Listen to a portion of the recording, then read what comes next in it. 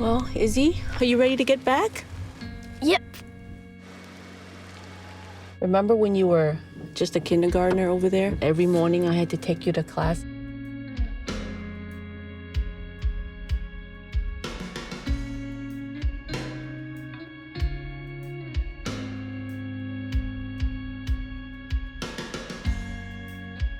You have your water bottle?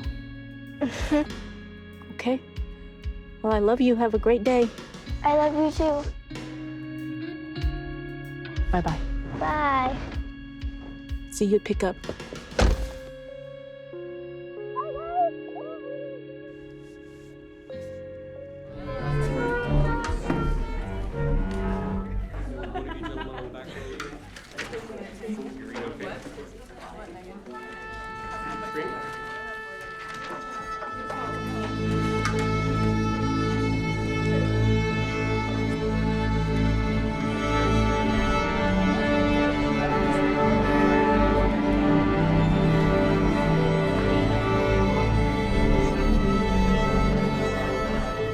The confidence in I can do it, I can try it, comes from the fact, I believe, or partly, they have to do everything. Nobody can pick, I'm not a musician. I'll do art, or I want to just do math, but I don't want to learn how to play the viola. Well, too bad. Everybody has to pick up, a stringed instrument in 3rd grade.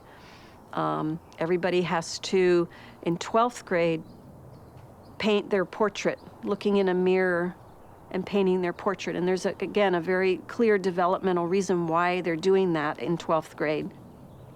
I can't imagine even attempting doing that. That's scary to me. So they come out kind of fearless.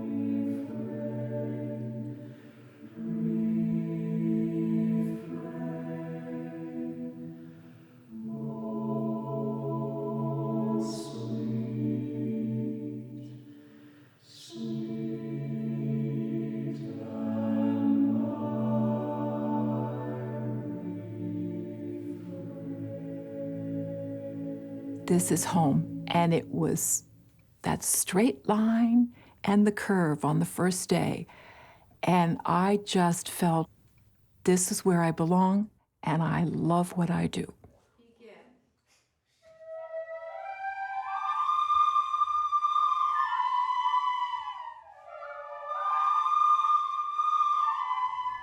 I walked in and there's all these kids around this rock, and they had another rock, and they were smashing rocks.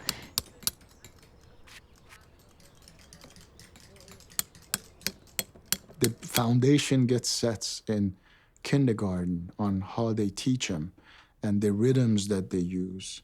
And as they move to first grade, the way I think my Kaya learned math, and actually Hallie learned math, by knitting. Let's say the auxiliary verb starting with is. 1, 2, ready, go. Is. We're trying to create as many capacities in a child as possible to really create, in a way, Renaissance people. All the artistic pieces, everything that we do throughout the day, to me it's just all about the here and the now of making, of leading a really good, rich life. Yes. That means that everyone does everything. Everyone learns to read, everyone learns to write, everyone learns math, everyone learns science and history and all those things. They also learn to be musicians. 1, 2, 3. What the world needs now. That's a great question. In the aftermath of World War I, Rudolf Steiner created Waldorf to help society at that time create individuals that could contribute to society with empathy and tolerance. Ideally, more people would have access to this type of education. I think if more people had access to it, the world would definitely be a better place. Coming here was a breath of fresh air. It felt like I was back in school again because I attended an international school growing up, and the kids were all different colors from different nationalities and ethnicities, and this is what it felt like here.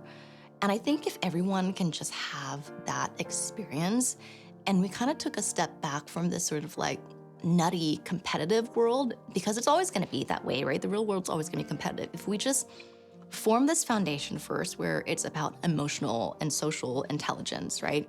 And everyone got to know each other and understood how to communicate effectively from day one and form that foundation. Imagine what a greater world this would be if people could just do that to begin with. Let me count the ways. Tolerance, understanding, cultural appreciation, an appreciation for different ways of thinking and learning. It's come up in conversation. She's asked me, would you want your kids to go to Waldorf? And I've said, straight up, I don't know that I want to have kids unless they can go to Waldorf.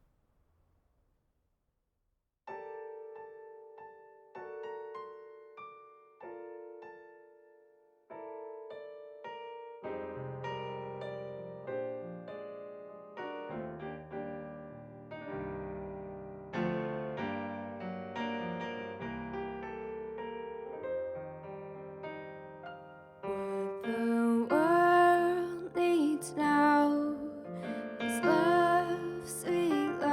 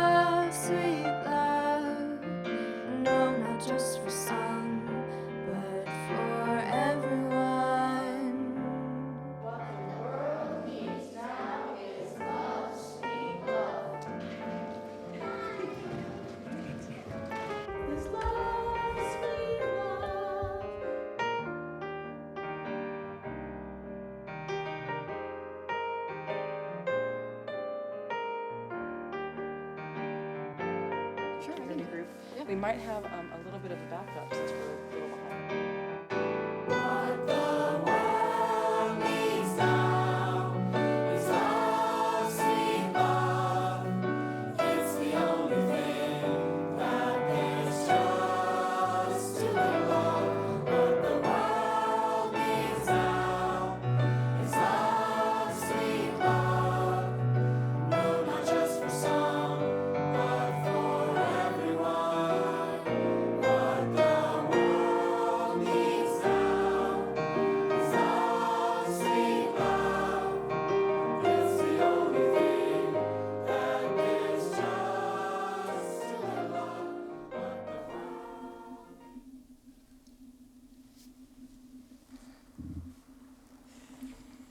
Can you tell me what they're saying? One tiny step back. Okay. Because you're super loud and really good.